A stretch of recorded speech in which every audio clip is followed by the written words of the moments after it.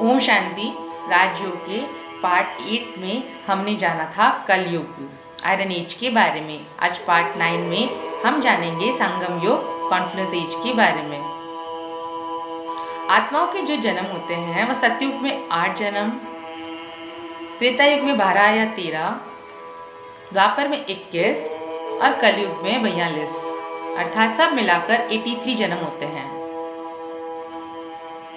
जो 84 जन्म होता है, 84 जन्म होता है, वह संगम युग में होता है,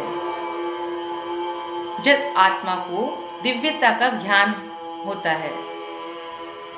हम राजयोग का ज्ञान इस जन्म में प्राप्त करते हैं। परमात्मा का और आत्मा का मिलन होता है, सभी नदियों का सागर से मिलन होता है।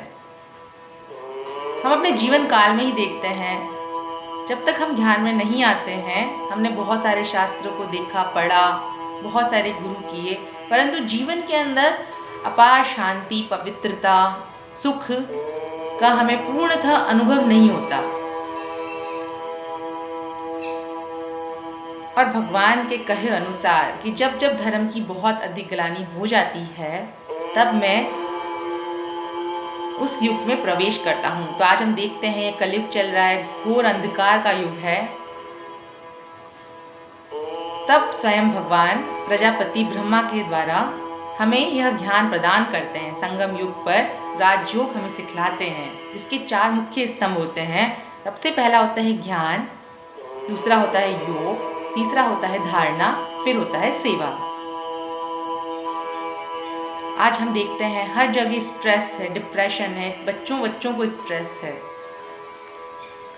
और बहुत सारे साइंस के साधन हैं, परंतु दिन प्रतिदिन जीवन के अंदर अकेलापन बढ़ता जा रहा है। घर घर के अंदर और मानव के अंदर कलेश है। तो जीवन का वास्तविक ज्ञान, यथार्थ परिचय और प्रभु की पहचान जब हम आंतरिक रूप से चाहते हैं, तब हम इस दिव्य ज्ञान में प्रवेश करते हैं। और जैसे जैसे हम इसके अंदर प्रवेश करते हैं, तो हमारे जीवन की दिव्यता स्वतः निखरती जाती है।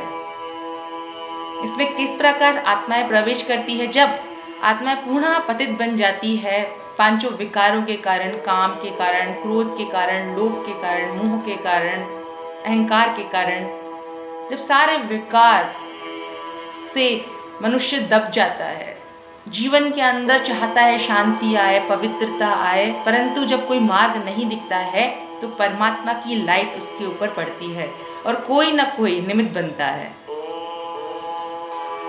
और उसके पश्चात आत्मा का परमात्मा से मिलन होता है। जिस प्रकार इसके अंदर 4 मुख्य स्तंभ होते हैं ज्ञान, तो हमें यह पूरा ज्ञान प्राप्त होता है सृष्टि चक्र के बारे में। हम कौन हैं, परमात्मा कौन है, हम इस जीवन में क्यों आए हैं और किस प्रकार से हमें जीवन जीना है, हमारा हर पल को किस तरह से उपयोग में लेना है, एक भी पल व्यर्थ में न जाए। वह ज्ञान हमें रोज प्राप्त होता है राजयोग के माध्यम से। ईश्वर स्वयं हमें रोज ज्ञान देते हैं। फिर प्रश्न आता है कि भगवान कैसे देते हैं? तो यह राजयोग का अभ्यास करते हैं। तो प्रजापति ब्रह्मा के द्वारा राजयोग सिखाया गया और फिर मुरलियां चलाई गई। तो यह ज्ञान देते हैं और ये हम अपने जीवन के अंदर जैसे जैसे उतारते हैं, वैसे वैसे हमें दिव्यता का अनुभव होता है। फिर आता है योग। आत्मा का परमात्मा से पूर्ण मिलन होता है। अमृत वेले और नुमाशाम योग का बहुत महत्व है। उसके अंदर हम इसकी विधि सीखते हैं मेडिटेशन करने की, किस तरह से आत्मा का परमात्मा से मिलन होता है, किस तरह से आत्मा शरीर से निकलकर परमात्मा से मिलन करके पुनः शरीर के अंदर आती है और कर्म करती है, कर्म योग में प्रवेश करती है। वह योग हम सीखते हैं और हमें जिस शांति, जिस सुख, अतीन्द्रिय सुख की चाहना होती है, वह हमें योग से प्राप्ति होती है। कितने ही जन्मों से हमने ईश्वर को पुकारा, लेकिन जब भगवान को हम यथार्थ रूप से जान लेते हैं, उसका परिचय प्राप्त करते हैं, तो स्वयं हम ईश्वर के निकट जाकर उनसे बातें करते हैं और उसके पश्चात कर्म योग में आके कर्म करते हैं। इस प्रकार यह दूसरा स्टेप होता है योग का। उसके पश्चात तीसरा स्टेप होता है धारणा का।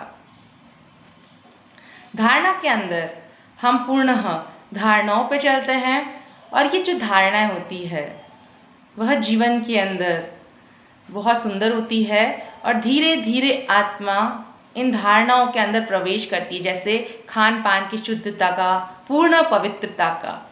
पवित्रता का जब नाम आता है तो बहुत मुश्किल लगता है, बहुत कठिन लगता है किस तरह से ये पवित्रता जीवन में हम धारण करें। परंतु पवित्रता स्वयं हमारे अंदर आने लगती है और हम सभी को आत्मा के रूप के अंदर पहचानने लगते हैं और समझने लगते हैं।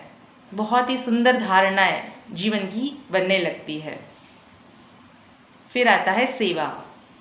सेवा अर्थात 3 तरह से सेवा होती है, मनसा, वचना, कर्मणा।